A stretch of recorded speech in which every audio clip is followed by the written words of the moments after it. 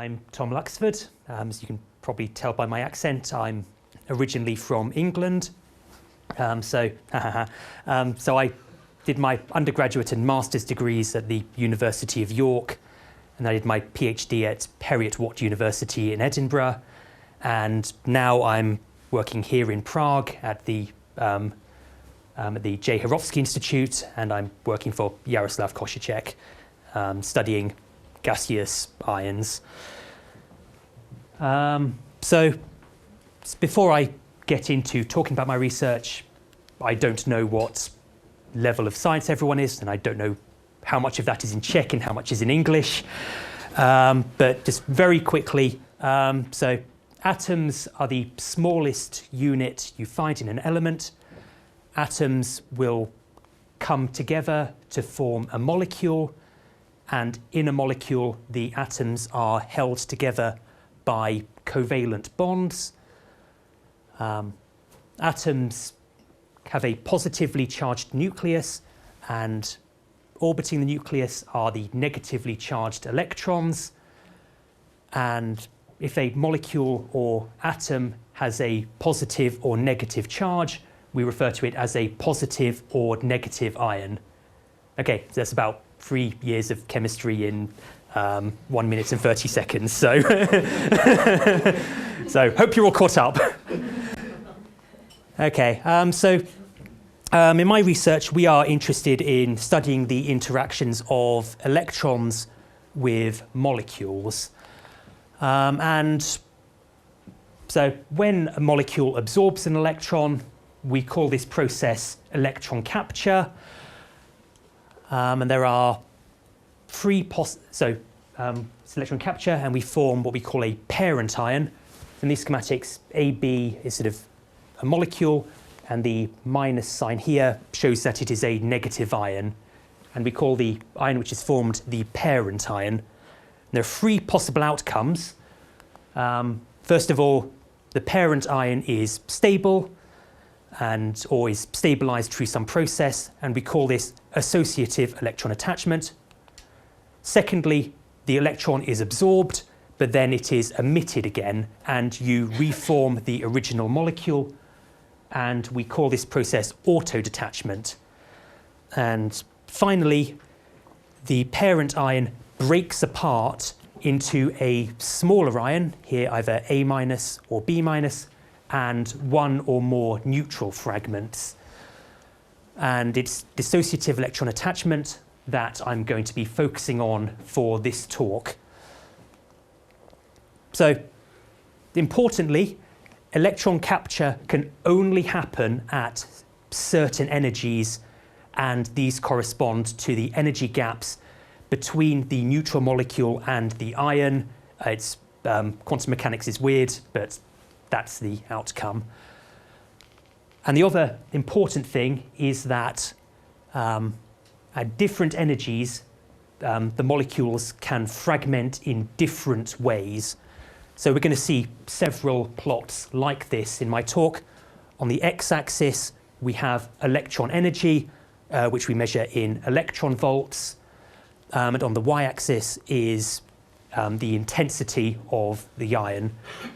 So we see that if the molecule which here is CFCl3, if that molecule absorbs an electron at 0 electron volts, you produce the Cl- ion, whereas if it absorbs an electron at about 3.5 electron volts, it will form the fluoride or CCl3 anion, negative ions. And so what this means is that at 0 EV, the carbon-chlorine bond is broken, whereas at 3.5 electron volts, the carbon-fluorine bond is broken. I think I got that right. Okay. And dissociative attachment is useful. It happens in a lot of chemical processes, atmospheric chemistry, plasmas, cancer radiotherapy. It's a very useful thing to study. So this is our experimental apparatus. It is the quadrupole mass spectrometer trochoidal electron monochromator apparatus.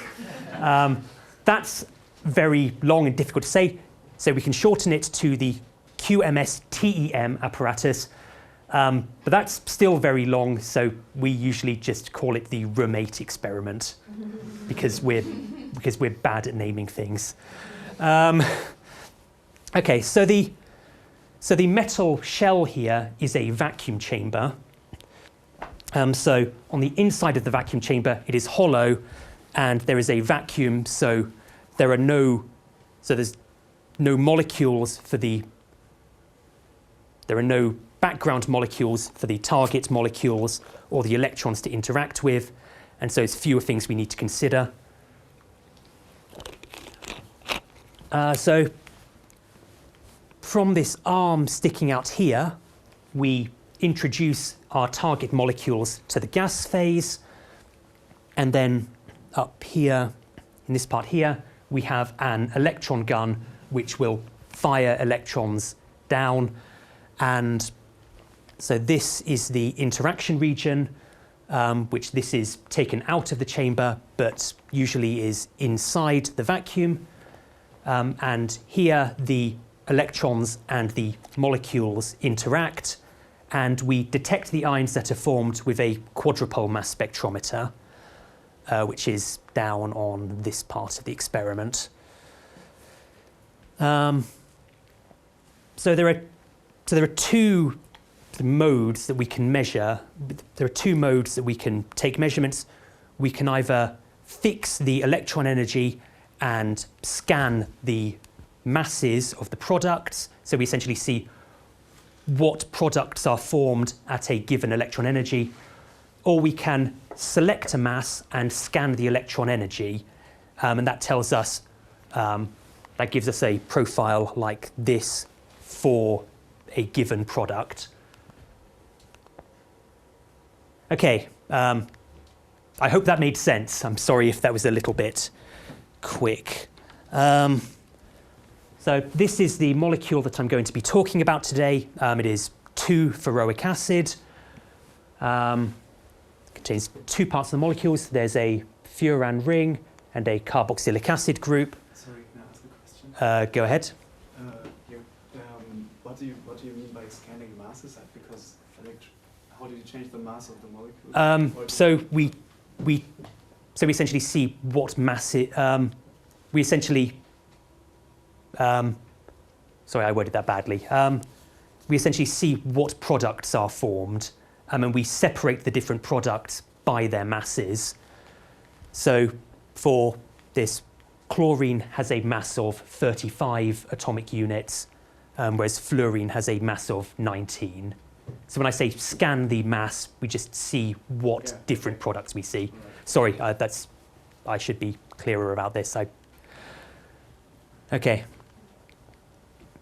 So from 2-ferroic acid, after electron attachment, we see quite a few different products formed.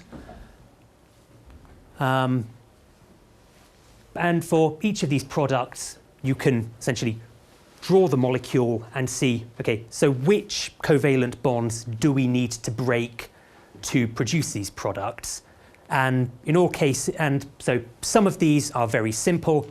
For example, OH, we simply break this carbon-oxygen bond. Some of them require you to break multiple bonds. So C3H3O requires you to break this carbon-oxygen bond and this carbon-carbon bond. But fundamentally, every fragment we see makes sense. And again, for each of these products, we've scanned the electron energies, and we've seen which energies they appear at. If I had another 10 minutes, I could go through each one of these individually, but I'm sure everyone would be happier if I just picked one and told you about it rather than bore you for ages. So probably the most interesting of the products we see is C2H, which is formed, which there are several different mechanisms by which it can be formed, each requiring more than one bond to be broken.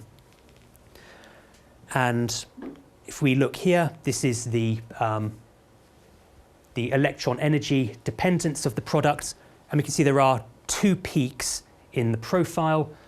There's one at about 4.5 electron volts and a second at about 9.5 electron volts. So in addition to our experimental data, we've also run some calculations to essentially try and understand what is going on. And I don't do the calculation, so I'm not sure of the details. But the important takeaway is that for these different fragmentation mechanisms, we know what energy we expect to see these fragments occur at.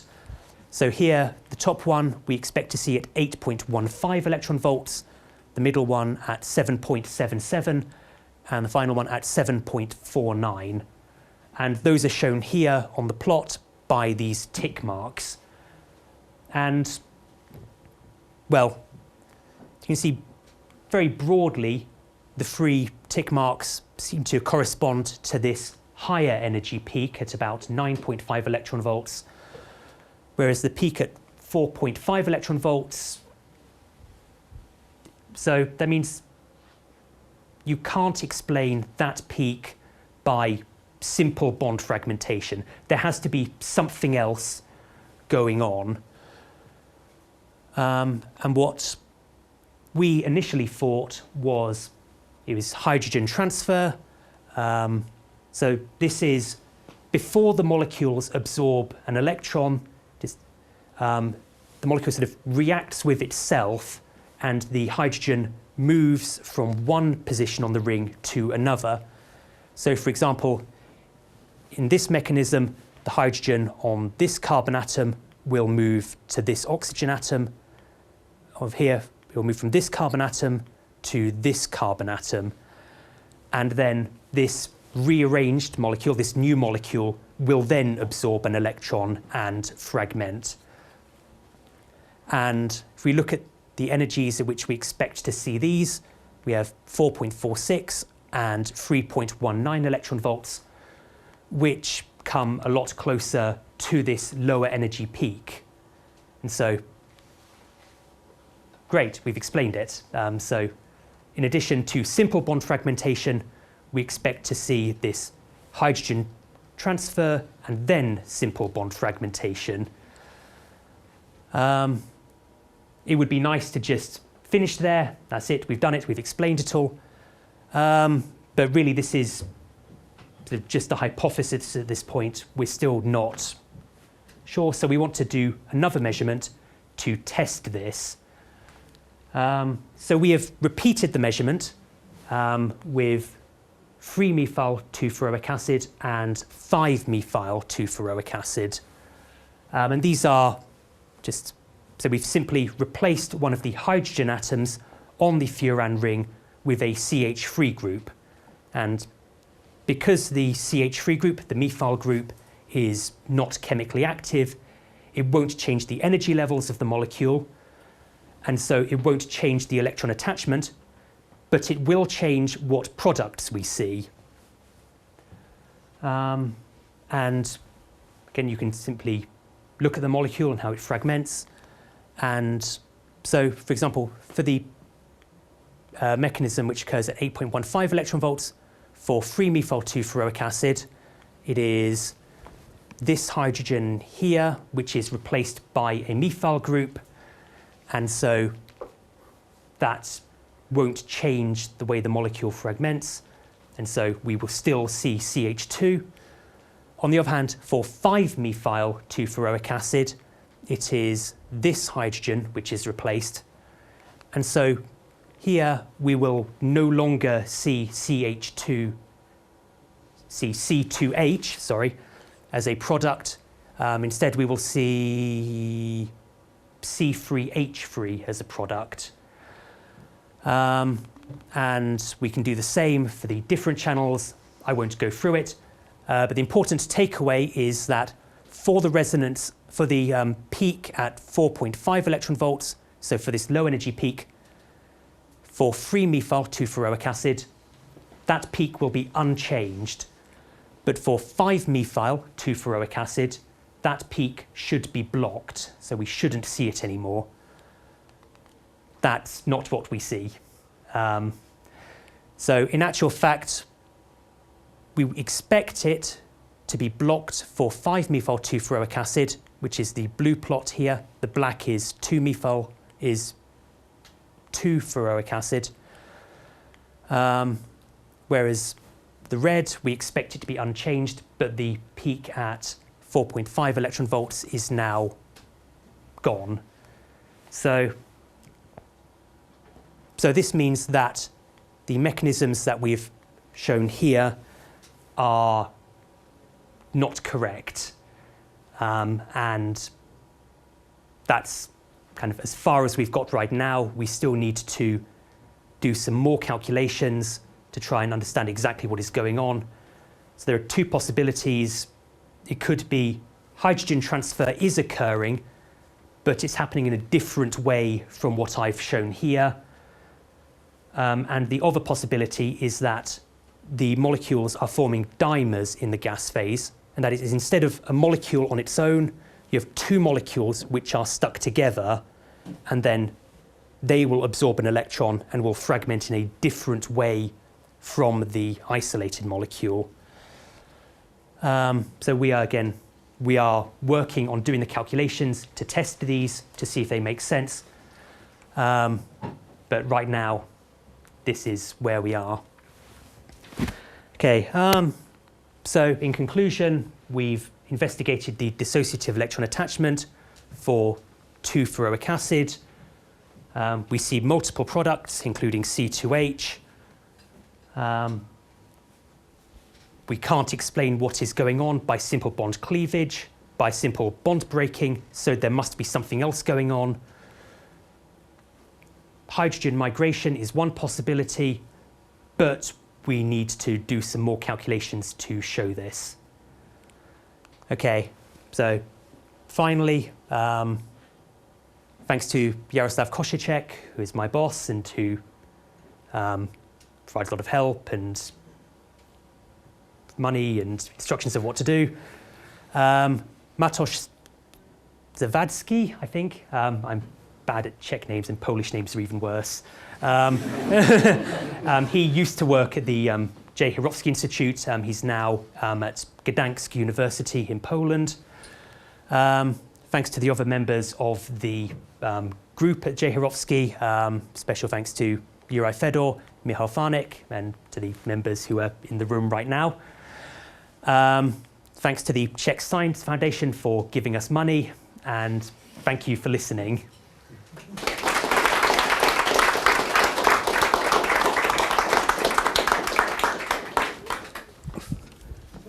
Time for questions?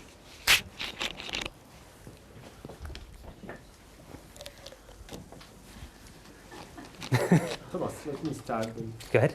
Where do these furic acids occur in nature? So specifically 2-ferroic acid, you don't really see it in nature. I think this is mainly for sort of understanding fundamental physics. I think that is the main thing. You see furan rings in quite a number of different biomolecules. I think in DNA you see the sugar part of DNA is similar in structure to furan. So you can sort of think of it as a simplified model for biological molecules if you want to think of a direct application for it. But again, I think the main, it's mainly fundamental physics that we're interested in rather than finding a direct, this is what it's important for application. And for instance, how long does it take to calculate some predictions for the processes you are doing? Again, I don't do the calculations, so I don't know. I think it depends. So it depends on what level of theory you do the calculations. So we're doing density functional theory calculations, which make a lot of approximations, and sometimes those approximations are good and sometimes they're not. but it's a very quick calculation to do. So I think these would be a few days, I think, to do. But on a laptop? On a supercomputer. Do we have a supercomputer at the institute? I'm sure we could. I think you usually rent out a supercomputer, or no, I think you do it on a regular computer. I think, I don't know. I did these calculations once, like a few years ago, but supercomputer's faster. Are you using some modeling software for that? So the program we use for the calculations is Gaussian, which is sort of very widely used in the chemical community. Essentially, it sort of optimizes the electronic structure of the molecule and then sort of returns what the energy is. So again, I said a molecule can only absorb an electron if the gap between the neutral and the ion is correct. And so we calculate the energy of the ion, we calculate the energy of the molecule, and we calculate the energy of the fragments. You can sort of work backwards from there to calculate what energy we expect the electrons to be, which will cause that particular fragmentation. So you can model the whole situation, like which you mentioned right now, you can do it on a computer. So you can then do the experiment and see if that happens what you expected. So yes, you can do a lot of things with computers. The big problem is the calculations have a tendency to be wrong sometimes. So as a proud experimentalist, whenever you talk to a theoretician, they sort of say, oh, you don't need to run experiments, we can do everything on a computer. But then sometimes they're wrong. And so how do you know they're wrong? Well, you have to do an experiment and you know the experiment is right. So, and again, it's sort of a level of, like, what level of theory do you want to do it at? And yeah, sorry, I'm not an expert on the calculations, so I'm sorry, these are very vague answers. I saw someone hand at the back. And that part regarding hydrogen moving to next position, is this something that's already known, or is it something you? It is. So it's been there have been several different people that have seen it happen in molecules like furan. So nobody's seen it happen for this particular molecule, which is why it would be exciting if we could show that it is definitely happening here. But we know it is definite. It is a possibility that it's happening. It's not just us making things up. When you will try different molecules or another computations to discover this, and you will find out that this really happens, what are the outcome?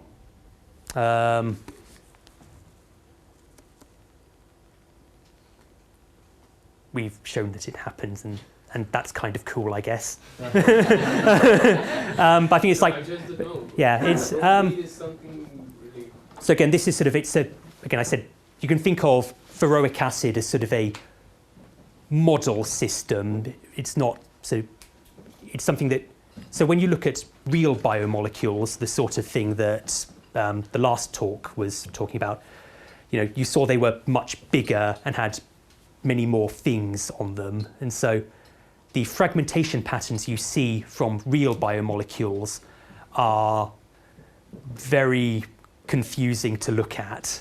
And so it's nice to take these simpler molecules and use them as a model. And then if we understand what is happening in these model systems, that means that when we look at the real biomolecules, when we really try and understand what is going on, that means it's a bit easier for us to sort of make sense of the really weird stuff that we see. So those guys who do computations with models will have some update to their models and will say thank you.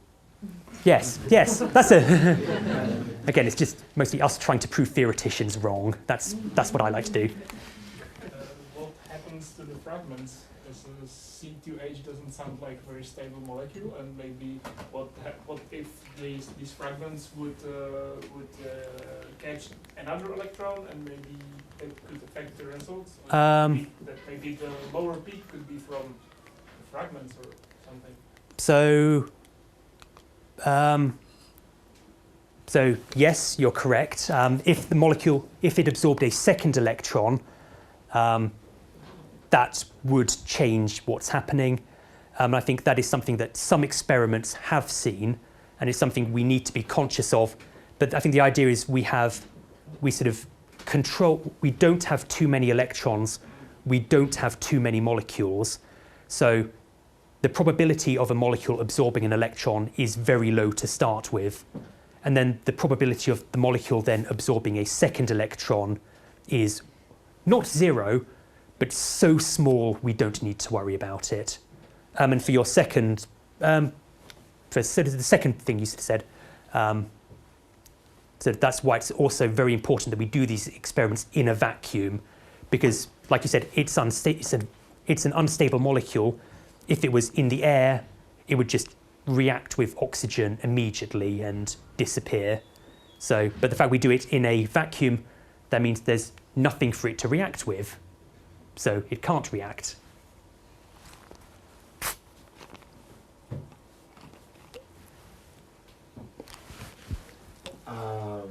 About the fural, like I was thinking, you say that molecule was just a simple model. I just remember that fural, which is instead of the acid, the aldehyde, is actually produced in the industry of the cereals as a crazy, and it's one of the decomposed in this bio stuff. So maybe it could be used like to say, yes, you can take it if it's oxidized, somehow this you can make it like ethanol or these fuels or this stuff. But about if you think that the movement of the, let's say the hydrogen transfer is the problem of it, one of the things as a, well, I don't know which is your background, but as a chemist, it would think like, why not to buy the 2-iodo like furfural or carboxylic acid? You have the iodo, and then you buy chemical reaction, you can put the deuterium there. Like you can use like hydrogenation, but instead of hydrogen you will have the deuterium. It behaves as a proton, but the breakage of the bond will be slightly different because the mass is like double. So if this peak shift like in that position, like just a little bit, but you don't have like crazy things, it could explain you in which position, depending on the deuterium where it is, you can follow better the molecule. Yes, so you can't, so the hydrogen rearrangement wouldn't occur anymore. Or if it would occur, it would appear in a different energy level of it. If it happens, it happens in a different, you don't block it, but it should have the same pattern, but in a different shift. Especially now you have like one methyl and the other, and you see that one is the one that you thought it would not behave. Like it's the opposite, you know. So try to put there, or let's say to put there a deuterium or some molecule that can move, but it will give you like just mass 1, because you know which is the fragment that you are searching. Yes. So you only have to put 1 extra. So I think the problem with that is, so you're talking about sort of just replacing one hydrogen atom with deuterium. 1 hydrogen atom by deuterium, and then the model that you prepare, like all the breakage of all the. Yes. Molecules. So that's a very, very powerful way to understand like exactly which bonds are breaking. You might know more about this than I do, but buying molecules which are partially deuterated. So if you buy an all deuterated molecule, that's quite cheap. But if you just want to replace one hydrogen atom, then you have to figure out, like, you may have to change the synthetic pathway completely when making it. So I think partially deuterated molecules get really, really expensive. Is my understanding. It's something we have used for some other molecules when we've been investigating them. But I think our thought was, well, these methyl furic acids are really cheap, so we can. Okay. So you didn't, because if not, you can ask like a chemist like to do it. Because if you have like the yoga, which should not be so expensive, just using like deuterated hydrogen, one reaction you have it. Yeah. In theory, like as a chemist, they say yes, you do the transmetallation and you should have it. So and you have like the molecule that you want. Collaborations.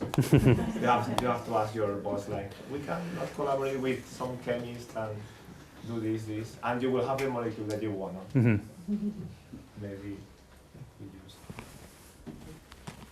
So let's Is that it? thank Thomase again. Okay. Thank you.